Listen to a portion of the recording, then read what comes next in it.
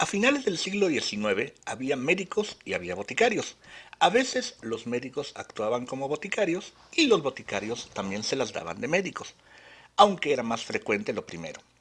Médicos por un lado y boticarios por el otro.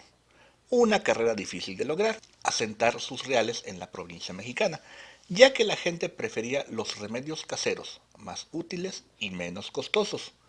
Ejemplo de ello es que a cualquier cortada o arañazo con emanación de sangre, el susodicho solía correr a algún rincón de la casona en pos de una telaraña, arrancándola y aplicándola suavemente en la herida, pues ésta estanca la sangre, entre comillas, algo que, por cierto, aún suele hacerse en algunas casas. Las madres primerizas, o bien aquellas que no contaban con la cercanía de una abuela, tía o amiga que las asesorara, y sabedoras de los avances médicos, o bien aquellas que no confiaban más que en el médico de cabecera, recurrían a este para curar alguna enfermedad de sus hijos. Los malestares estomacales eran muy frecuentes entre la niñez, lo mismo que las enfermedades respiratorias. En los primeros, es decir, las enfermedades estomacales, había de provocarse la regurgitación del alimento dañino, o sea, las porquerías que comían en la calle, como solían decir las abuelas. Para tal efecto, nada mejor que la ipecacuana, preferida por las madres porque, entre comillas nuevamente, hacía por arriba. Consistía este en un jarabe emético que se hacía a partir del extracto de la raíz de esta planta que traían desde Cuba. Solía recetársele una cucharada al infante seguida de un poco de agua para asegurar el vómito, no fuera que el estómago estuviera vacío. Se recluía al niño en su alcoba sentado en una sillita con su basilica al frente o abrazada con ambas manos, y solían transcurrir varias horas de constante evacuación por vía bucal, bajo dolorosos espasmos. Y si esto les parece cruel, era peor el aceite de Palma Christi, extraído de la planta Ricinus communis, mejor conocido como aceite de ricino. Y para que comprendamos su potencia, al arbusto también se le conoce como higuera infernal. Los médicos que eran cirujanos solían ser extremadamente respetados, tal vez como se le respeta y teme a un verdugo en tiempos de la Inquisición. Los doctores llegaban a las casas con su instrumental, que llevaban en estuches forrados de terciopelo y que extendían sobre una tablilla forrada también con este tipo de tela, limpiándolos tan solo de forma superficial, pues no se desinfectaban ni los instrumentos, ni las manos, ni nada. El enfermo era sostenido por manos poderosas para operarle, sin anestesia, pese a que esta, la anestesia, se introdujo en México desde mediados del siglo XIX, pero no era muy recurrida por los médicos de provincia.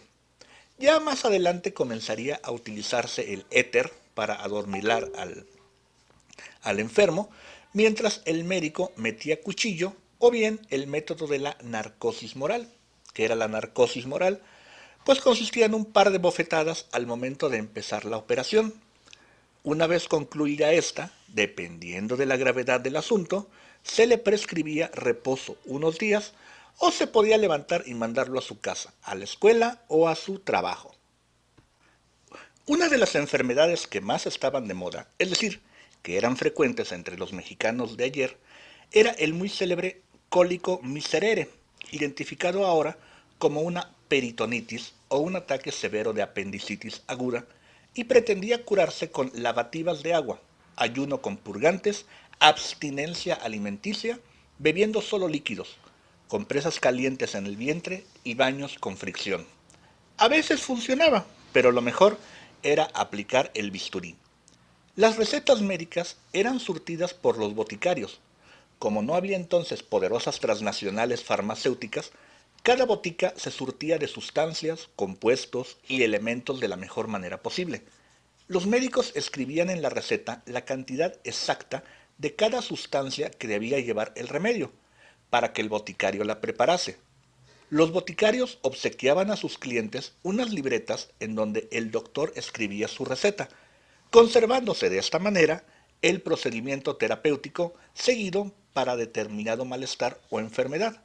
De esta forma, el paciente ya no tenía que volver a recurrir al médico cada vez que sintiera las mismas molestias que la ocasión anterior, lo que le ahorraba dinero, o andar buscando entre papeles a ver si de casualidad se había traspapelado la receta.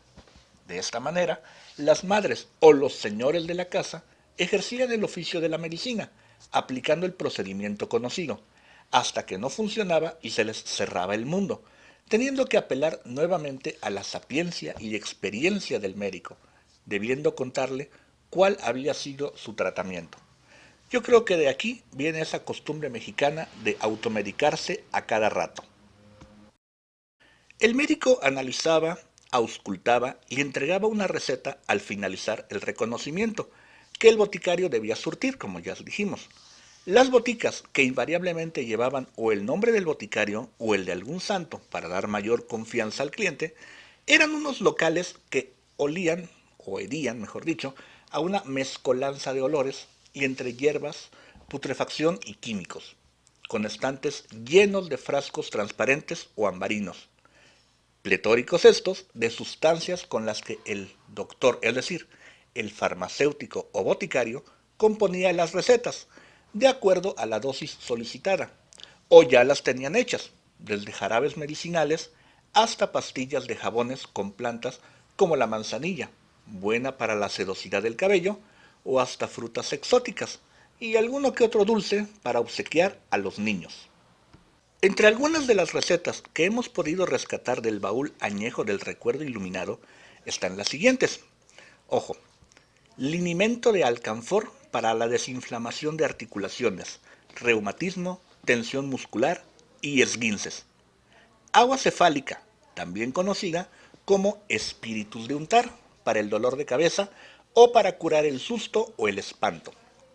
Cuerno de ciervo para el estrés o en términos de fines del siglo XIX, la neurastenia, como se le llamaba. Gotas de vida para mareos, vértigo, cefaleas, cansancio intelectual, zumbido de oídos, evitar cataratas y mejorar la capacidad visual. Un extracto de la flor de granado, ideal para casos de astenia o disentería, benéfico para la circulación de la sangre. Clavo para el dolor de muelas, hasta que el barbero, porque no había dentista, la extrajera en medio de un cruel rictus de dolor. Ungüento amarillo, que aún se utiliza, para los granos, compuesto Pinkham, también esa es otra medicina, el compuesto Pinkham, exclusivo para mujeres, pues alivia los dolores menstruales y los efectos de la menopausia. Y finalmente, la panacea de todos los males, tripa de Judas o sánalo todo. Era un desinflamatorio que disminuía el dolor por fracturas y golpes, infecciones del aparato respiratorio, antiinflamatorio y actualmente utilizado para la diabetes. Y por supuesto, el agua sedativa, que se aplicaba como auxilio para remediar cualquier mal, especialmente usada con compresas frías. Así se sanaba a la gente de fines del siglo XIX y principios del siglo XX. Y si no resultaba y el enfermo fallecía, era porque así lo dispuso Dios, y ni modo de demandarlo a él. Muchas gracias, espero que este les haya gustado.